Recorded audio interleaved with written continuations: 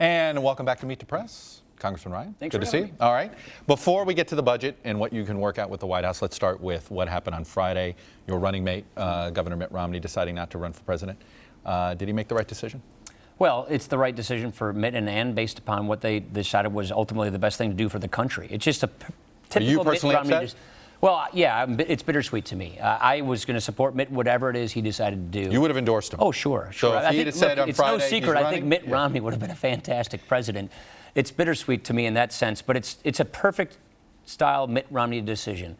Country first. He did what he thought was right for the country. The way he decided this and the statement he made reflects that. And so he's just a class act. Does this mean it makes it easier for you to support your home state governor, who is likely a likely presidential candidate? As you probably know, it was 2 weeks ago I was named the chair of the Republican National Committee Presidential Trust, helping my friend Reince Priebus from Wisconsin. So I'm in charge of the trust, which is preparing for the general election for the eventual nominee, and that means I have to be neutral on this. Right. Now, had Mitt jumped in, I think that would have changed circumstances.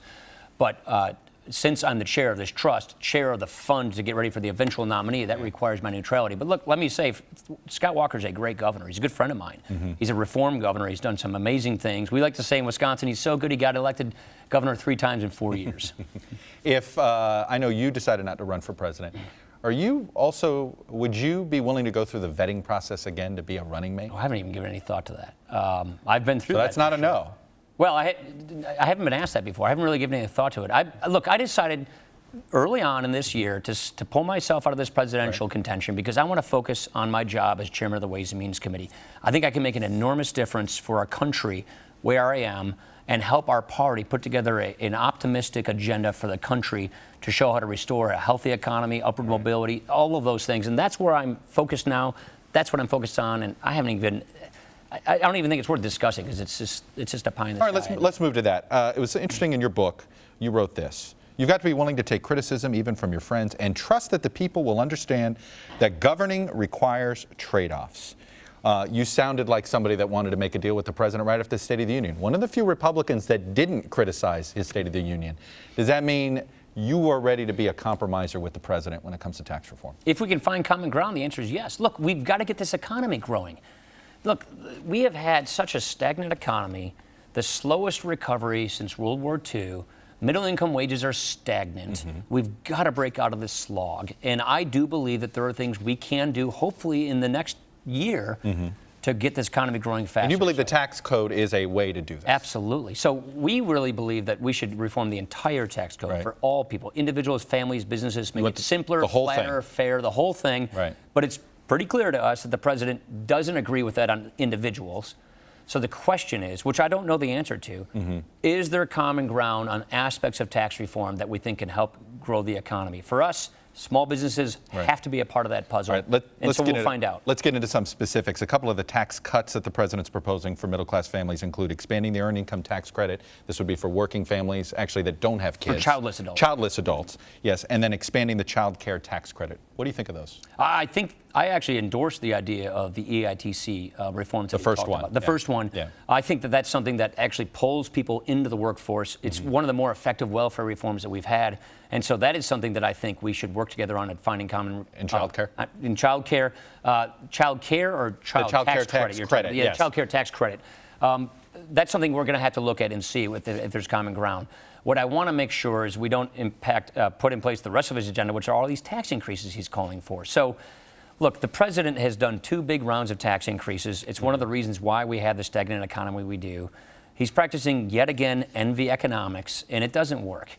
We are an aspirational people. We're an optimistic people, and our policies should reflect that in our country. And that is not the kind of economic policy or politics the president practices. So I'm not interested in going down that path with him. Okay. What I want to do is get real economic growth that gets everybody into this economy. Well, one of the things you've talked about the idea of lowering the tax code, but getting rid of some loopholes. Absolutely. Some people call them loopholes, other deductions. And so one of the things the president wants to get rid of is this trust fund loophole, the idea that you can pass off some inheritance without the last time that was taxes. done, Democrats in Congress quickly rescinded it because what do you it think destroyed family farms. What do you think of it? I think it's a bad idea because you're actually making it really hard for a family to pass on a family business to the next generation. So what I think the president is trying to do here is to, again, exploit envy economics. This top-down redistribution doesn't work. We've been doing it for 6 years. Look, it may make for good politics. It doesn't make for good economic growth. So instead of having an economic policy that produces a government-controlled economy where we try to divide people based on class and income, why don't we support bottom-up organic economic growth that brings everybody into this economy, that produces real opportunity and upward mobility? That's the kind of healthy economy we want to seek. I think that there may be areas of common ground where we can find that, but we don't want to go down this pathway of practicing Me Too on envy economics. All right, so he's going to put out a tax plan. We know the full budget comes later this week. When do you put out a tax plan? When should we expect one from you? Well, so I think what we're going to do is see what the president. We have Jack Lew coming to Tuesday on to the Ways and Means Committee. Then we want to go and see if there's common ground. And so we want to look and work with this administration to see if we can find common ground on certain aspects of tax reform. And we want to exhaust that possibility. And if and when that possibility is exhausted, then we will put out what we think ought to be done. So we fully intend in the Ways and Means Committee of showing what full comprehensive tax reform for everybody, individuals and families alike, looks like. Okay. When, I don't know the answer to that, because right now we want to exhaust this possibility of seeing if we can find common ground with the administration. All right, but some of the things you've advocated, interview with Hugh Hewitt, you advocated the idea, for instance, of limiting the mortgage deduction, stopping it essentially at $500,000. He didn't like that idea at the time. Yeah, I think I recall that. Yes, and getting rid of the tax deduction, for instance, for state income taxes. And so those are two areas that you're willing to essentially raise taxes on people, on some people, in order to pay for lowering the rates. So what do you say to that? Here's the way it works. Okay. You send your money to Washington, and then if you engage in behavior that Washington approves of, they'll let you keep some of your money back. My argument is, why don't you keep your money in the first place? Do what you want with it. It's your money after all. That's what we mean when we say tax reform. Don't take money from hardworking taxpayers to spend on wasteful Washington spending. I think that's what some of President Obama's policies are. We're saying, get out of the business of picking winners and losers. Stop special interest loopholes. Let people keep money in their first place. The purpose of those two provisions you mentioned is to lower tax rates on everybody so they keep their money in the first place. How do you do this, though? You look at it, you're picking apart his tax plan one by one of things you don't like. You know very well in this mortgage deduction. Sure. The special interests can kill it. How do you guys do it? I'm familiar with that. But I mean, you can pick apart the president's plan. They're going to pick your. So how do you do this? So I think this is why we haven't done tax reform since 1986, because it is just that hard and that difficult. So I think the answer to this is we have to go to the country and show that this is a better vision for better outcomes. If we simply focus on slicing up the tax code and picking winners and losers based on what special interest group has the most clout in Washington, then we'll get more of the same.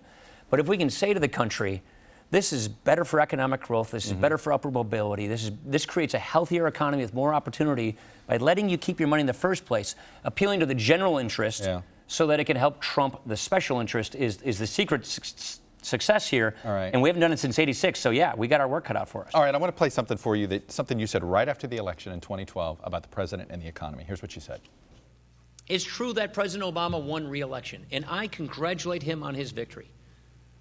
But on January 20th, he'll face a stagnant economy and a fiscal mess. You might even say he'll inherit these problems.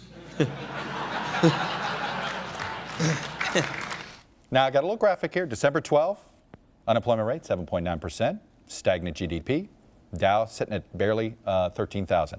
Look where we are 2 years later. Unemployment of 5.6%, GDP 2.6%, not as much as some people would like. The Dow up 5,000 points. Is that the definition of an economic policy that hasn't been working? We're under 3%. We have tens of millions of people who are not working or looking for work. They're not even counted in that unemployment statistics. We got 45 million people living in poverty. We have middle income wages that have been stagnant. So yeah, that is not economic success.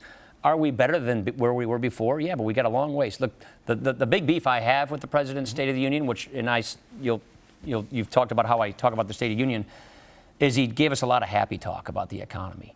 It's as if it was a mission accomplished speech. It is not mission accomplished. We got a long ways to go. People are hurting, and we've got to get back to work to fix this. Was it appropriate, I want to quickly change, is it appropriate for Congress to invite a world leader to address them without telling the president? Do you think that the Netanyahu thing, do you think that this was sort of getting involved in foreign policy in a way that maybe the legislative branch shouldn't have done that to the executive? So look at the Constitution. These are three separate but equal branches of government. We don't subserve one to the other. This hadn't happened before. So, well, I don't know. You could probably go back into history and maybe find an example. Do I think it's wholly appropriate that the Speaker of the House of a separate but equal branch of government is free to invite a foreign leader to address us? Absolutely. To antagonize the relationship, though, between the two sides, is that worth doing? I don't know if I would say it's antagonizing. I think we would like to hear from the leader of Israel about his thoughts on Iran. Look, by the way, the president's policies with Iran have bipartisan concern.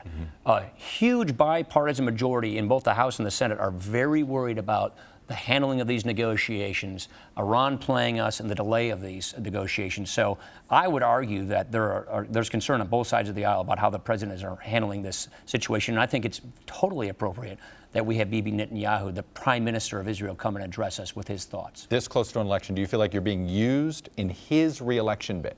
This was very important to their reelection bid. Do you worry that Congress is being used to enhance his reelection bid? He's a leader of one of our greatest allies in the middle of a very difficult moment where we could see an enormously dangerous trend and trajectory of foreign policy for decades to come if Iran gets a nuclear weapon. This is a moment where we should be discussing these urgent issues, and it's totally appropriate that the Prime Minister of Israel come and give us his thoughts. He's spoken to us before. I know him, and I want to, quite frankly, hear what he has to say. All right, Paul Ryan.